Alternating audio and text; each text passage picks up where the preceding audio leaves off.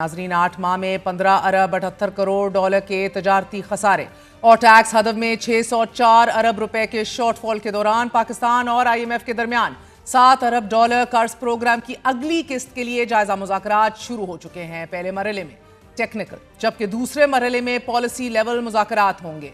मुज़ाकरात में IMF वफ्द आइंदा माली साल के बजट से मुतल्लिक तजावीज़ देने के साथ साथ वज़ारत ख़ज़ाना, स्टेट बैंक ऑफ पाकिस्तान चारों सूबों से भी अलग अलग मुज़ाकरात करेगा। इन मुज़ाकरात के दौरान IMF पाकिस्तान से प्रोग्राम में रखी गई शराइत पर अमल दरामद रिपोर्ट का भी जायजा लेगा और ये मिशन ऐसे वक्त में पाकिस्तानी हुक्काम से मुज़ाकरात करेगा कि जब IMF का एक और मिशन गुज़िश्ता माही पाकिस्तान का दौरा करके जा चुका है। IMF मिशन को पहली शुशमाही रिपोर्ट पेश की जाएगी कि जिसमें ज़राई आमदन पर टैक्स आयद करने, रिटेलर्स को टैक्स नेट में लाने की शर्त पर भी ब्रीफिंग दी जाएगी। ज़राए के मुताबिक IMF रियल एस्टेट सेक्टर में चोरी रोकने का भी मुतालबा करेगा, जबकि पाकिस्तान ने रियल एस्टेट रेगुलेटरी अथॉरिटी को फाल करने की यकीन दहानी कराई है। पाकिस्तान ने IMF को ये इंश्योर कराया है कि रियल एस्टेट रेगुलेटरी अथॉरिटी को फाल किया जाएगा।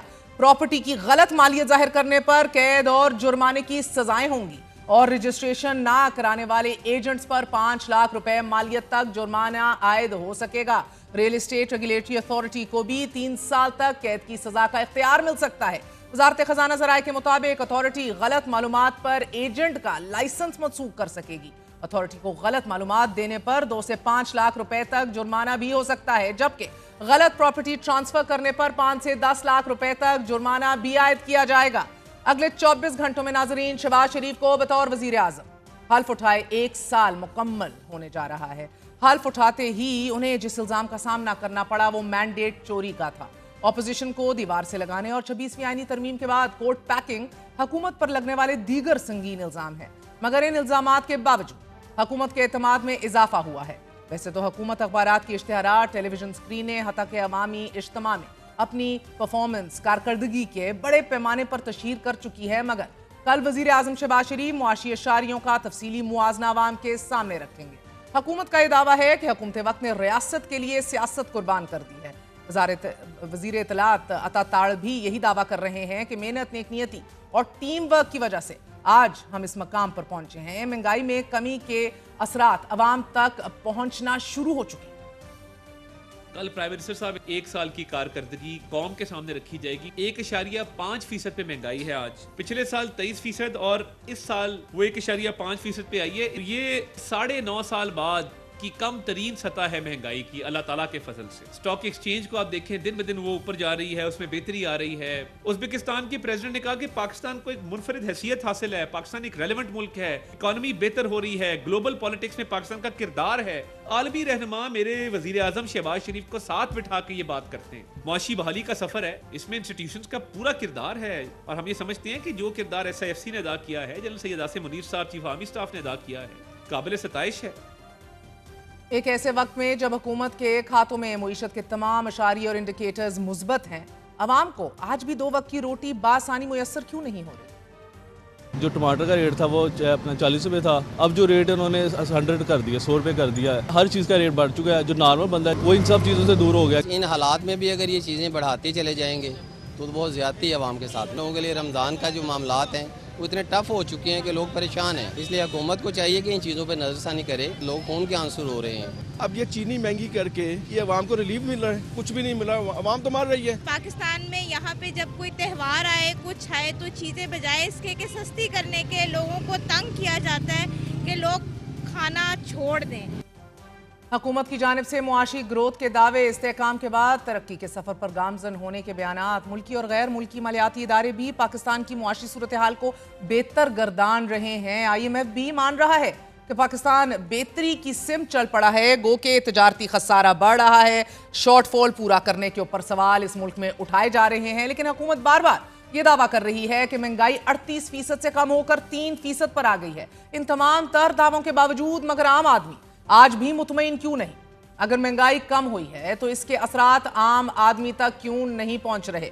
गुज़िश्ता रोज वज़ीर आज़म शहबाज शरीफ ने वफाकी दारुल हुकूमत में रमजान पैकेज की इफ्तिताही तकरीब से खिताब करते हुए ये बताया कि 40 लाख खानदानों के, जो कि तकरीबन 2 करोड़ अफराद बनते हैं, के लिए 20 अरब रुपए की खतीर रकम मुख्तस कर दी गई। اس رمضان میں پچھلے سال کے مقابلے میں مہنگائی دم توڑ چکی ہے۔ تقریباً 20 ارب روپے کی خطیر رقم اس پیکج کے لیے مختص کی گئی ہے، جس کے ذریعے 40 لاکھ خاندان یعنی 2 کروڑ سے زائد افراد مستفید ہوں گے۔ جبکہ پنجاب حکومت کی جانب سے 30 ارب روپے کے رمضان پیکج کا اعلان کیا گیا ہے کہ جس کے تحت 30 لاکھ خاندانوں میں کیش کی صورت میں رقم ان کے گھروں کی دہلیز تک پہنچائی جا رہی ہے۔ ناظرین، 25 کروڑ آبادی کے اس ملک میں 40% لوگ خط غربت سے نیچے ہیں کہ جن کے لیے 2 وقت کی روٹی کا حصول زندگی کی سب سے بڑی جنگ ہے۔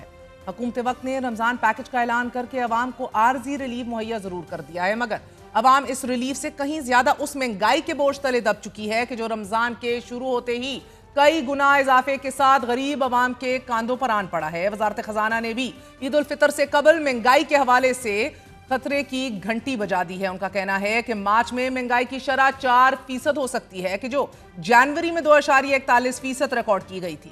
رمضان شروع ہوتے ہی ضروری استعمال کی اشیاء کے نرخ بڑھا دیے گئے ہیں۔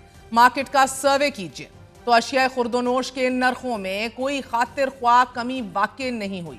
سبزیاں آج بھی اوسطاً 150 روپے کلو اور فروٹ 300 سے 350 روپے کلو سے کم فروخت نہیں ہو رہا۔ چینی کی قیمتوں میں 10 روپے فی کلو اضافہ دیکھنے میں آ رہا ہے۔ مٹن 2200 روپے کلو اور بیف 1200 روپے فی کلو تک جا پہنچا ہے۔